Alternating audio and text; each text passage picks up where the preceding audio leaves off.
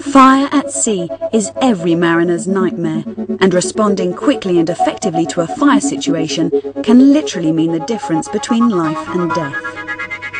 Training our crews to tackle potential fires on our lifeboats is a responsibility we take very seriously, and it's one we've invested a huge amount of expertise in to ensure the safety of our volunteers.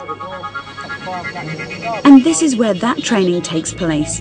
A state-of-the-art fire simulator and fire ground located just a few hundred meters from the survival centre.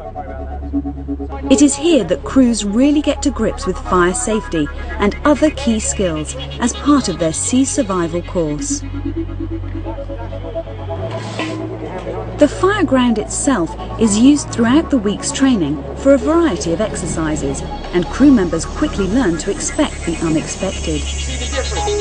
Many crew members' first experience of the fire ground is to be immediately plunged into a serious incident scenario.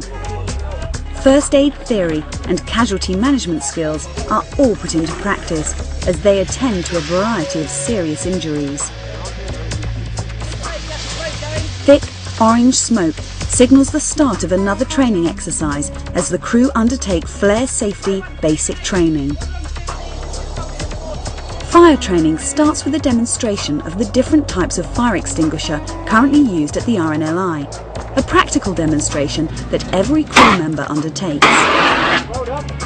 Excellent. Training progresses with a further demonstration of how to rig, prime and start an emergency salvage pump for use in a fire on board situation.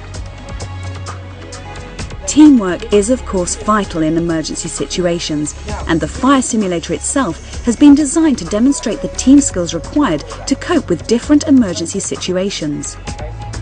Before entering the simulator, our crews are fully briefed on all aspects of fire safety, including drills, procedures, and of course, correct use of personal protective clothing. Everyone happy?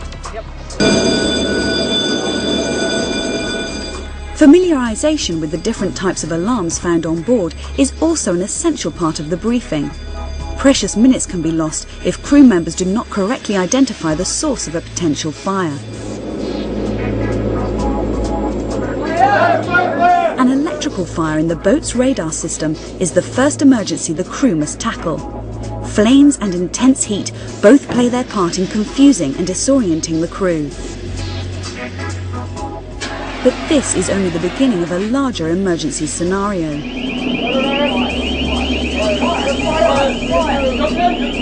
More deafening alarms immediately indicate a serious engine fire below. Once again, the crew must work as a team to ensure the fire is brought under control.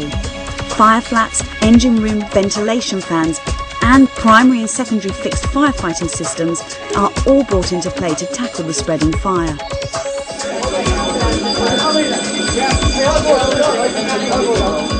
And still the scenario continues.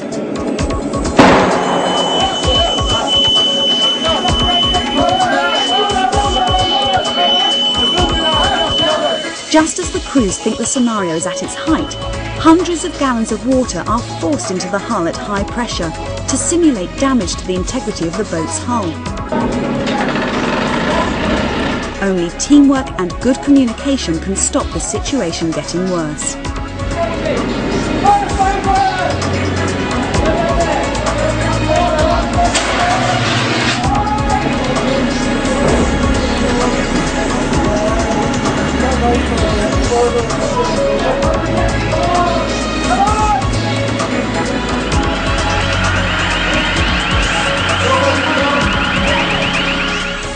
Only when every possibility has been exhausted do the instructors give the order to abandon ship.